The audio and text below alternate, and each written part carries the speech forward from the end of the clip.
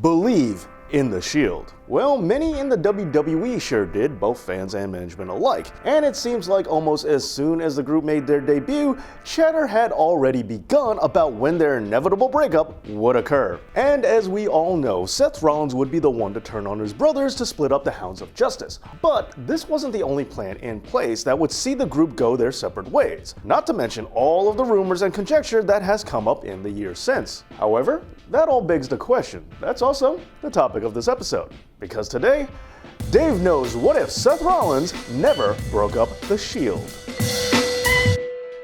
Recently, the Kingslayer made mention in an interview of other plans that booking had for the group to disband. But in addition to this interview, there were also other rumors that circulated around even prior to this, as well as other options that might not have even been entertained, but they're at least worth pondering. And so, with that being said, let's go ahead and begin the speculation. Now, the first supposed alternate plan for the Shield breakup was that it would happen much sooner, and this story does go along with several different rumors and reports. Allegedly, WWE was looking to split the group up once their undefeated streak came to an end and they started showing signs of dissent after Rollins and Reigns lost their tag team championships. But let's just review what really did happen at that time. If you remember, back then, Dean Ambrose, who was the United States champion, began pointing out that he was the only one in the Shield that still had a belt.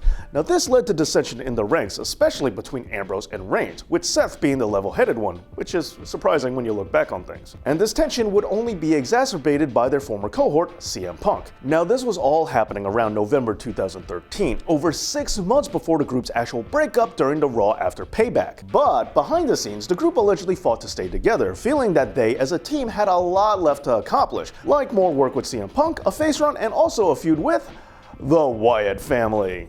That's right, believe it or not, it's been said that there were originally no plans for this matchup between the two biggest and baddest factions in WWE to ever take place, which just goes to show you that WWE really knows how to miss an opportunity. And when watching this matchup and the crowd's reaction to it, it sure would have been a real shame if we had all been deprived of this epic wrestling moment. So I for one am glad that the Shield stayed intact long enough in order for this match to happen. But alright, let's go back to the breakup that might have been, because one such possibility that the tension between Dean Ambrose and Roman Reigns would have led to Dean turning on Roman. But unlike with Seth's turn, with Dean still holding onto the US title, it would have had a built-in component to add intrigue to the angle. Because that way, Roman could have won the US strap as comeuppance for Dean, making him lose his prized championship for breaking up the Shield, which would also have made Roman Reigns' US title run way more interesting than the one that he actually had. But now, where would Rollins come into play in all this? Well, one such spin, and the more interesting one in my opinion in this particular scenario, would see this leading to Seth being caught directly in the middle between Dean and Roman. But more likely, if this version of the split did go down, it probably would have seen Dean as the ultimate heel and Seth and Roman as scorned babyfaces. Now, even though this version is not as intriguing to me, I will say at least there's some sound logic behind this approach, since Dean is easily the most charismatic of the bunch, and as such, having Dean turn on the group instead of Rollins, it would have launched Dean as a major bad guy, and it would have made Seth and Roman more sympathetic by default. And having your most charismatic member as the one to turn heel is just smart strategy, since he's the one who can most easily survive the onslaught of heat that he's about to receive. If they were going to give the role of betrayer to the least charismatic, then they would run the risk of him never being able to recover and having his heel heat turn into go away heat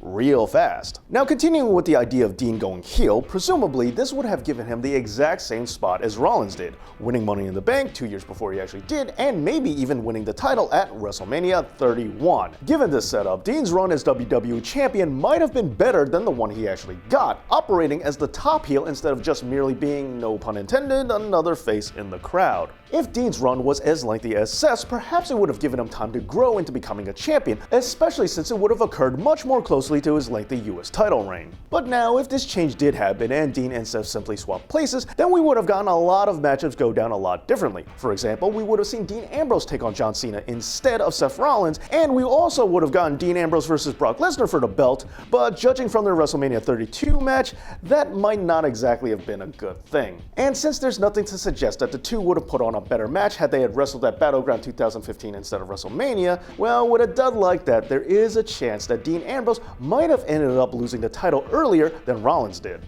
Although, if Dean Ambrose did manage to hold on to the belt going into the Night of Champions pay-per-view, then we would have also gotten to see Dean Ambrose versus Sting, which might have resulted in Sting still being able to wrestle right now. Also, speaking of avoiding injuries, remember, Seth Rollins never lost his WWE title, but instead he had to relinquish it due to injury. But if Dean was in his place instead, Seth's time on the DL would probably not have happened. And more than likely, Dean would probably have avoided losing the belt to injury altogether, thus being able to lose the belt to someone else, perhaps even Roman Reigns, thus giving Roman yet another opportunity to at least win the title in a manner that was more conducive to a logical progression, and thus giving his main event push a lot more substance. But of course, as we know, none of this happened. WWE went with Plan B, the second most charismatic, Seth Rollins, who ended up making leaps of improvement on the microphone following this breakup. Now, if Dean was given this run instead of Seth, this might have hurt Seth's development with his character work, not giving him the grooming needed for the main event, or at least not developing it as quickly. So while a thorough championship heel push to Dean Ambrose would have probably benefited him a lot, it might have hurt some of Seth's momentum. And with Seth consistently being one of the best things on Monday Night Raw, especially during a time when we needed it, that might have hurt the fans in other ways.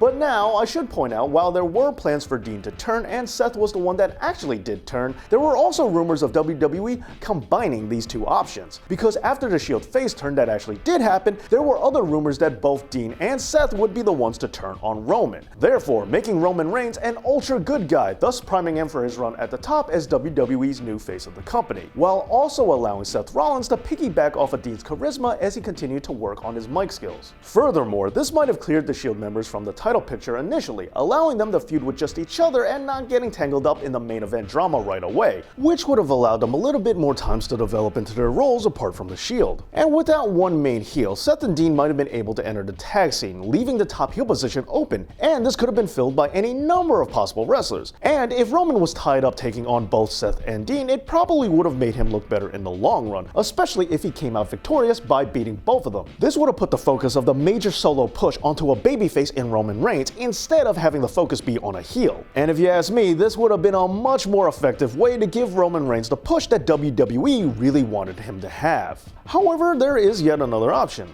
What if Roman Reigns was the one to turn on the Shield and break them up? Well, if Roman became the ultimate heel, this of course would have opened up WWE's options for a post-John Cena main event good guy. And this void could have been filled by either Seth or Dean, but with some people even today not being completely sold on Seth Rollins as a babyface, he might not have been the best choice. Now, hypothetically, anybody could fill this top babyface spot. However, if a Shield member did have to be the one to take it, then of course I would want to see Dean Ambrose be the one, considering how over he was on the microphone. In the end, there are tons of other possibilities, and just by looking at these alternate options, we could see that with one simple change to the Shield breakup, it could have had some major effects on the WWE. Some for better, some for worse. But what do you think? What are some other alternate options for the Shield breakup that you would have liked to see happen? And how do you think it would have affected the WWE?